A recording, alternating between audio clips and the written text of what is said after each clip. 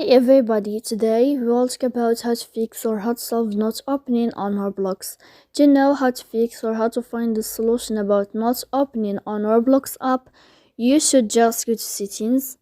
Here you can click on apps, default apps, app settings.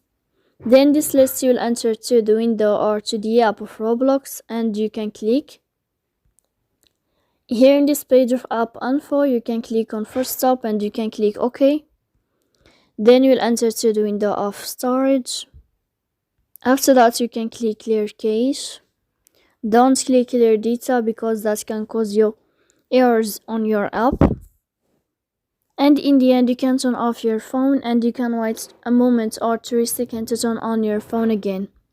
So please don't forget to support us by like and subscribe. See you next time in another video and thank you for your attention and your watching.